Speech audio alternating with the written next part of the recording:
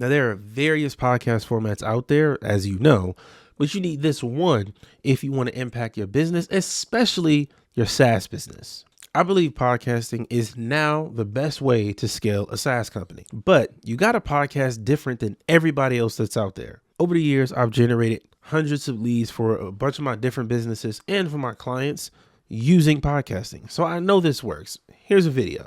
This is JB Ellis of the Balancing Sports Pod. I had the opportunity to meet Coach Chris when I was going to PodFest this year. The man knows what he's talking about. He listens to your concerns. He works with you to make sure you get the most out of what you're looking to do. He has great ideas, even, just on the basics. If you have questions or concerns, he listens to them. He makes sure you get the most to get what you're looking for out of what you're looking to do with your podcast and to grow it.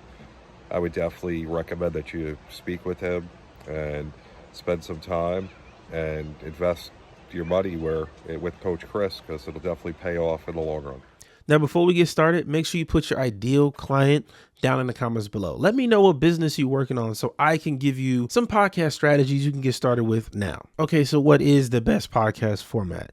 I'm going to tell you, number one, it's not just interviews. It's not solo content. It's not talking in circles. It's a mixture of content.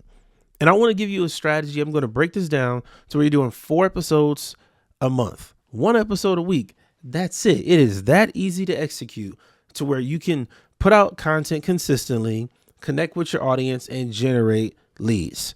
Let's get into it. So the first part of this strategy is doing interviews. Yes, I said interviews, but you're not doing interviews with the clout chasers. And that's usually who reaches out to you when you have a podcast. I'm just being honest. Like, once you start a show, especially when your show starts doing well, you're going to have a lot of people reaching out, asking if they can be a guest or if they can talk to you or whatever it is. I can guarantee it. It's going to be 20 to 30 people a week. Like, these people hire virtual assistants across the world and have them just spam you with emails and messages on Facebook or Twitter. Wherever you are, they're going to find you, especially if you're on LinkedIn. Oh, it's bad. But that's not who you want as a guest on your show. I'm talking about real experts of your industry, people who have accomplished something in your marketplace. So for my show, Started on the Roadmap, an example of this will be somebody like Rob Walling, somebody who's gotten the results in the SaaS space, who's been doing it for years, launched their own companies and invest in other companies. That's a real expert with real results. That's the kind of guest you get. Not just a random person from some Facebook group that wants to be on podcast now. Like, that's not who you want to have on your show. Now, the second type of content you release is storytelling. Now, it's not the stories where you sit and talk about yourself and how great you are. I mean, real stories. You got to talk about your failures and how it went wrong, why it went wrong. You want to talk about some of your successes, but always try to lean into the more real stories that'll actually connect with your audience. Think of it as you want to be relatable. You want to be understanding. If you look at most podcasts, when they're trying to be relatable through storytelling, it's usually just somebody talking about the great thing they've done and how people can work with them. And there's a place for that, but that's not going to be the main driver to get you actual clients from your show. It's not going to help at all. Now, the third episode type is teaching. You want to give people valuable information, give them a process, give them a method, a blueprint, whatever you want to call it. Constantly give those out. I've learned that really helps build your credibility with the marketplace, right? Because over time, the right people start finding that content, the right people use it, and they get results, and it always leads back to you, And that's why I think you shouldn't be too scared to give that out. You should already have some of your own methods and concepts, but you also shouldn't have that fear of, oh man, if I put this out, I'm going to lose customers. You're not. Now, if you're only selling information, you will. Like, that's the truth. If you sell courses and consulting and coaching and that's it, oh yeah, you're in trouble because you don't really have the leverage. But for us as software founders, we have leverage. Our software is the leverage. I have a tool that can help you solve this problem every time it arises. Like, that's what my tool is for. So lean into that by educating people on everything around your software. Now, the last and the fourth content type is coaching sessions. When you bring one of your listeners on, you bring a prospect on and you coach them. That's it. You literally sit there and just answer their questions, right? And I would even say you can have it centered around a specific topic right? Like for me, for one of my tools, Pod Central, if I'm bringing a podcaster on my show, I want to talk to them about something in the marketing or monetizing space. I don't want to bring somebody on to talk about equipment, because that really varies based on what you're doing, where you're trying to go. All of this stuff is a lot of variables in that. But most of the marketing and monetizing stuff, anybody can listen to that and then execute on it. So that makes it really high quality content. So that right there, 4 different episode types. 4, that's it. You execute those 4, you're going to get leads. People will love your show. And when I say love, they'll look forward to listen to it because it's always different.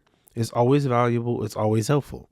That's the kind of podcast you want to have. So I want to give you an example to kind of break this down even more, right? So let's say your product is an ad tracker tool and the topic you want to cover is Facebook ads on a tight budget, right? Something very, very specific. So again, we're going to follow the same process, and this is how I would plan out the content. This is how you should be planning your content if you want a podcast that's going to get you results. You plan it out in this methodical way. It takes time and effort, but I promise you it's worth it.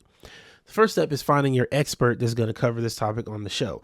Even though you yourself are an expert, you still want to bring on another expert. That doesn't take away from your expertise. It adds to it because people see you talking to this expert and they associate you with their results. Oh, if I'm a Facebook expert and they're a Facebook expert, we're just experts together. That's it. Your audience isn't like, oh, I need to go and work with that guy. That's not usually how it works. So the first thing is getting that other expert to come on the show and talk about this subject. And again, you want to have somebody that has results, that has done something, not just somebody that's, getting started and they haven't done anything and they don't really know their way around the ad machine. They don't know how Meta works. They'll look stupid, honestly. You don't want to bring that person on your show. That's not a good guest to have. You want to have high quality experts. Now, the next part of that, storytelling. You want to have a good story around your own ad campaign. And if I were you, I would talk about like my worst ad campaign and why it was bad and what I do differently now to get the results I get, right? See, with the stories, you want to almost in a way talk about yourself mostly, because if you're talking about yourself and your experiences and then you talk about what you learned from it, that builds trust. Versus just coming on and saying, yeah, I'm amazing because I did this and I did that. Like, it feels good to say, but when you talk about how you failed, people relate to you a lot more. They respect you a lot more, honestly. You build that respect and trust with the audience because they're like, wow, he failed and he's telling us how he failed. Like, most people don't do that. So you kind of going out of your way to execute that is people notice that and they really, really value it. Now, next is where you start teaching. This is where you're giving people the game. You give them the method, you give them the blueprint so they can make their ads better. Again, the topic is Facebook ads on a tight budget. So now you need to show them, here's how you can get X result with this small budget. That's simple. That could be a YouTube video. That could be a podcast episode. You could make that into a blog post and it's going to do very well, no matter what format you put that in, because that's what a lot of people would be searching for. So in that episode, though, you want to get really detailed. Don't try to hide anything and put it behind a paywall, even an email wall. When somebody tunes into that episode, they should walk away like, damn, I know how to do all of this stuff now. Wow, that was really helpful. That's what you want. Not the, well, I got to go here to get this other piece. Don't take that approach. It's not going to work. Now, the last step is to coach a listener on the show. This works really well if you already have like a newsletter or a community, or if you're really connected to a lot of your prospects. I think it's smart, it's genius to bring those people into your world and have conversations with them. Literally have conversations with them. Now, I usually do this through DMs, but having them on a podcast, once you start doing that, it opens up a whole new world where people will come on the show and want to work with you. They want to learn from you. Then you can coach them. Now, most of your listeners are like, man, I had that same question. And they're learning while listening to the show. Now, in this example, I would take it a step further. Bring that person on that's having issues with their campaign on their small budget, and then you help them get it set up. You literally help them, right? You go through, share your screen, show me your campaign manager, show me your ad manager, all of that stuff. And you go through step by step and help them. That's a game changer, man. Like, if you are a SaaS founder and you take that approach, all your listeners are going to be like, man, I got to check out this software. This guy knows what he's doing. Like, you put yourself in a different category, because how many other Facebook ad experts or ad experts in general are doing this type of content where they're breaking it down in multiple ways, sharing stories, bringing other experts on, helping people one-on-one. Nobody else is doing that. When you start doing that, you see how this method is completely separate from any other podcast type. It's not to sit there and talk to Facebook ad people or advertising people or just business people in general. That's not going to get you clients. But those 4 episodes, you have a bunch of people lining up to work with you after you put out that type of content. I guarantee it. If you're enjoying this so far, make sure you join the newsletter. We go over strategies and methods like this all the time. It's completely free. Check it out down in the description down below.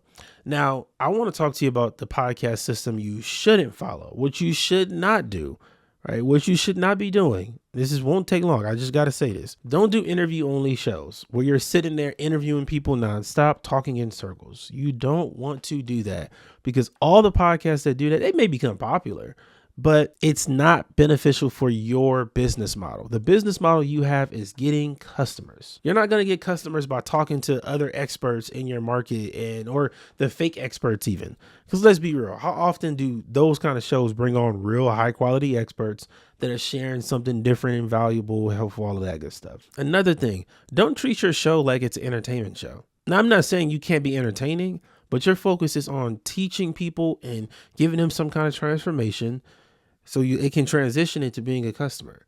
That's the focus.